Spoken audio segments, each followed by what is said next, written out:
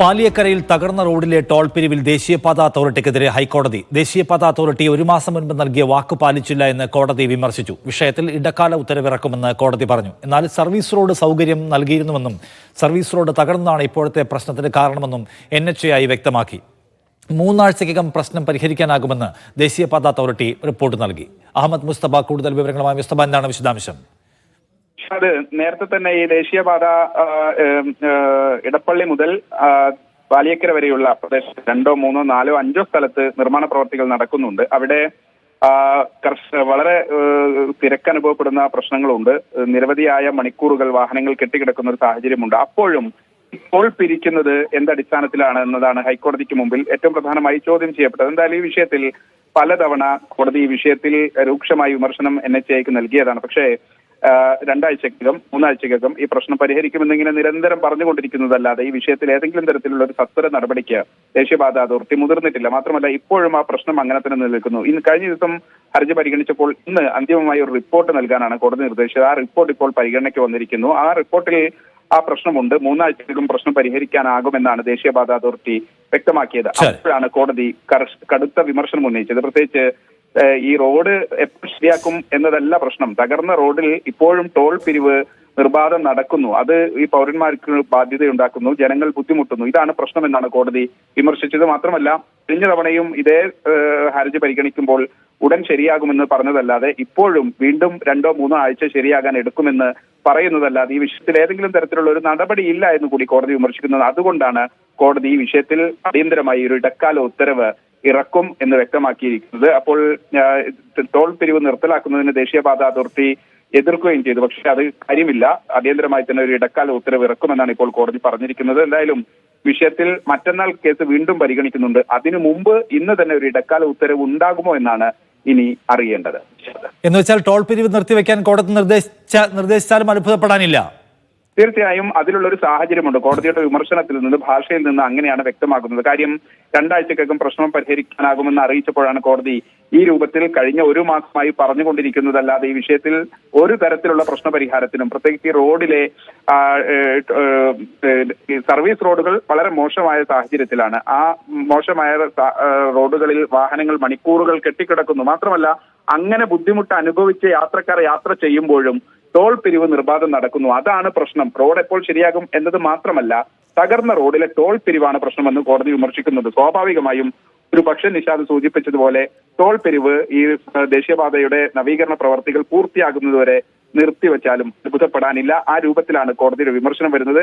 നേരത്തെ ടോൾ പിരിവ് നിർത്തിവെക്കേണ്ടി വരുമെന്ന് കോടതി ഇതിനു മുമ്പ് ഹർജി പരിഗണിച്ച സാഹചര്യത്തിൽ അന്ന് വിമർശനം ഉന്നയിക്കുകയും ഒരു മുന്നറിയിപ്പ് നൽകുകയും ഒക്കെ ചെയ്ത സാഹചര്യം ഈ കേസിൽ തന്നെ ഉണ്ട്. അതുകൊണ്ടാണ് അങ്ങനെ ഒരു കോടതി നടപടി ഉണ്ടായാൽ, ഒരു ഇടക്കാല ഉത്തരവ് ഉണ്ടായാൽ ആ കാര്യത്തിൽ അത്ഭുതപ്പെടാനില്ല എന്ന് നമ്മൾ മനസ്സിലാക്കേണ്ടത്. മാത്രമല്ല മുസ്തഫ, ഈ പാലിയക്കരയിലെ ടോളിന്റെ ചരിത്രം നമുക്കറിയാം. എത്രയോ സമരങ്ങളിലൂടെ കടന്നു വന്നെല്ലാം വിയോജിപ്പുകൾ, പ്രശ്നങ്ങൾ ഓരോ വർഷവും കൂട്ടിക്കൊണ്ടിരിക്കുന്നു. ഇപ്പൊ തന്നെ പാലിയക്കരയിലെ റോഡ് നിർമ്മാണത്തിന് ചെലവാക്കിയതിന്റെ അധികം പൈസ അവർ സമാഹരിച്ചു കഴിഞ്ഞു. ഇനിയും പക്ഷേ കുറെ വർഷങ്ങൾ കൂടി പിരിക്കാനുള്ള അനുമതി അവർക്കുണ്ട്. 1000 കോടിയോളം പിരിച്ചെടുത്തെന്നാണ് നമ്മൾ ഇപ്പോൾ മനസ്സിലാക്കുന്നത്. ഒരു ഘട്ടത്തിൽ കളക്ടർ നിർത്തിവെക്കുകയും പിന്നീട് മരവിപ്പിക്കുകയും ചെയ്തതല്ലേ? നേരത്തെ ഈ വിഷയത്തിൽ വാഹനങ്ങളുടെ നീണ്ട നിര കാരണം അത്തരത്തിലുള്ള ഒരു സാഹചര്യത്തിൽ അത് പിരിക്കേണ്ടതില്ല എന്നതുൾപ്പെടെ തൃശൂർ ജില്ലാ കളക്ടർ ആ വിഷയവുമായി ബന്ധപ്പെട്ട് ഒരു ഉത്തരവ് ഇറക്കുകയും പിന്നീട് മേലുദ്യോഗസ്ഥരുടെ സ്വാധീനം കാരണം ആ വിഷയത്തിൽ ആ കളക്ടറുടെ ഉത്തരവ് കേറ്റ് ചെയ്യുകയും ഒക്കെ ചെയ്തു. ആ വിഷയം കൂടി കോടതിയുടെ പരിഗണനയിലുണ്ട്. കളക്ടർക്ക് അങ്ങനെ ഒരു ഓർഡർ ഇറക്കാൻ കഴിയുമോ, അതിന്റെ സ്റ്റാറ്റ്യൂട്ട് എന്താണ്, മാത്രമല്ല അങ്ങനെ കളക്ടറുടെ ഉത്തരവ് ഇറക്കിയാൽ അതിനെ മറികടക്കാൻ ഏതെങ്കിലും തരത്തിൽ ഇടപെടൽ ഉണ്ടായത് ഏത് സ്റ്റാറ്റ്യൂട്ട് പ്രകാരമാണ് എന്നതൊക്കെ കോടതിയുടെ പരിഗണനയിലുണ്ട്. പക്ഷേ അടിയന്തരമായി കോടതി പരിഗണിക്കുന്നത്, നിഷാദ് സൂചിപ്പിച്ചതുപോലെ വർഷങ്ങളായി പാലിയക്കര ടോൾ പ്ലാസ അവിടെ പലതരത്തിലുള്ള വിഷയങ്ങളുണ്ട്. മാത്രമല്ല സമയം കഴിഞ്ഞിട്ടും വീണ്ടും സമയം നീട്ടിക്കൊടുക്കുന്നു. പാലിയക്കര ടോൾ പ്ലാസ എല്ലാ കാലത്തും വാർത്തകളിൽ ഇടം നിറഞ്ഞത്, പ്രത്യേകിച്ച് ഇടം പിടിച്ചത് അവിടുത്തെ ടോൾ പിരിവ് സമയം കഴിഞ്ഞിട്ടും വർഷങ്ങളോളം അത് നീട്ടിക്കൊടുക്കുന്നു, അതിന്റെ നിരക്ക് ഉയർത്തുന്നു. ആ വിഷയങ്ങളൊക്കെ നമുക്ക് മുമ്പിലുണ്ട്.